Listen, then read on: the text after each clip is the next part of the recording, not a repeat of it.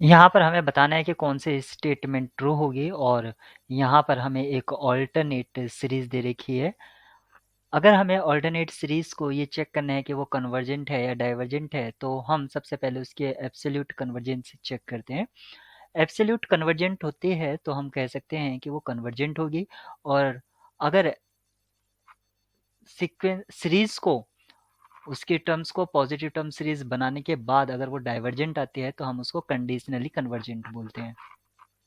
यहाँ पर अगर मैं पॉजिटिव टर्म सीरीज के लिए अगर यू एन लिखूं तो यू एन मेरा क्या होगा, ये हो जाएगा 2n factorial upon n raise to the power 2n, क्योंकि फैक्टोरियल इन्वॉल्व है इसलिए रेशियो टेस्ट लगाना इसमें ठीक होगा। उसके लिए मुझे u N plus one divided by this करना होगा, तो मैं u N plus one own निकाल लेता हूँ। वो होगा मेरे पास 2n+2 factorial upon n+1 raise to the power 2n+2। अब मैं u N upon you N plus one इसका मोड लूंगा, और मोड लेने की ज़रूरत नहीं है क्योंकि हमने पॉजिटिव टर्म सीरीज पहले ली है, और n टेंस टू इन्फिनिटी पर मैं इसकी लिमिट चेक करूंगा। अगर ये लिमिट ग्रेटर देन 1 आती है तो मैं बोलूंगा ये एब्सोल्यूट कन्वर्जेंट है, हेंस कन्वर्जेंट है। अदरवाइज मैं इसको कंडीशनली कन्वर्जेंट कहूंगा।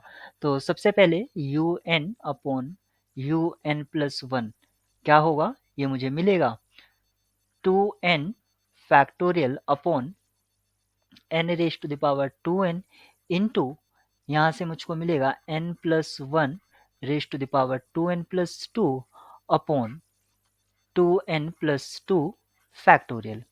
इसको सिंप्लीफाई करता हूँ मैं, तो मुझे क्या मिलेगा सिंप्लीफाई करने पर,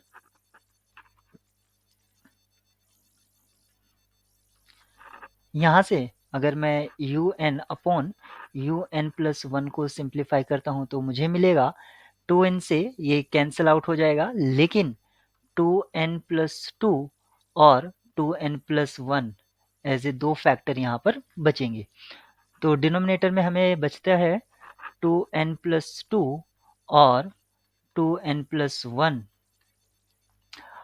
और यहाँ पर अगर मैं n raise to the power 2n common ले लेता हूँ तो ये इससे कैंसिल आउट हो जाएगा। न्यूमरेटर में मुझे बचेगा n+1 होल स्क्वायर और inside bracket 1+1 upon n raise to the power 2n।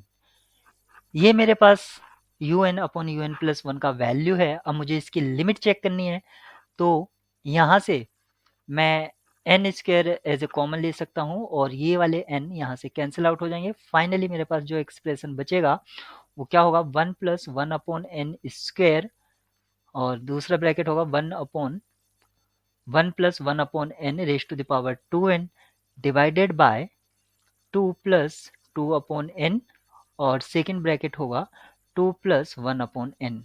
अब मुझे लिमिट चेक करना है, तो आप ये लास्ट वाला ब्रैकेट ऑब्जर्व कीजिए, ये किस तरह का है, 1 raise to the power infinity type का है, और इसकी जो लिमिट है वो क्या हो जाएगी, ई स्क्वायर। फाइनली मेरे पास जो लिमिट न्यूमरेटर में बचेगी, यानी कि ये टेंड्स करेगा n टेंड्स टू इन्फिनिटी पर, ये किस नंबर को टेंड्स करेगा, 1 इंटू ई स्क्वायर अपॉन 4।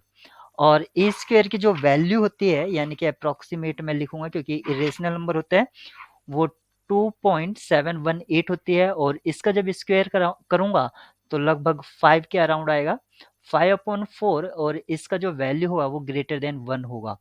यानी कि ये जो सीरीज है ये एब्सोल्यूट कन्वर्जेंट है, इसका मतलब कन्वर्ज करती है। ऑप्शन बी करेक्ट हो गया, क्योंकि एब्सोल्यूट कन्वर्जेंट है, लेकिन ऑप्शन ए में कहा है नॉट कन्वर्जेंट है। एब्सोल्यूट कन्वर्जेंट हेंस कन्वर्जेंट, इसका मतलब सीक्वेंस ऑफ पार्शियल सम भी इसका कन्वर्ज करेगा, लेकिन यहाँ पर कहा है नॉट कन्वर्जेंट, इसलिए गलत है। और ऑप्शन डी में कहा है sequence of partial sum of this series is unbounded, क्योंकि ये जो इसका sequence of partial sum converge कर रहा है और वो बाउंडेड भी होगा, लेकिन यहाँ पर कहा है नॉट बाउंडेड। अगर sequence of partial sum bounded है तब हम सीरीज की कन्वर्जेंस के बारे में नहीं कह सकते हैं। अगर हम एक सीरीज इस तरह से ले लें, -1 या -1 +1 -1 +1, इस तरह से अगर हम लें तो यहाँ पर एक बार हमें 0 मिलेगा, एक बार 1 मिलेगा, फिर 0 फिर 1। इस तरह से हमें ऑल्टरनेट 0 और 1 मिलते जाएंगे। तो इसका जो सीक्वेंस ऑफ पार्शियल सम है वो बाउंडेड है, लेकिन किसी एक नंबर को कन्वर्ज नहीं करता है। Option B is correct.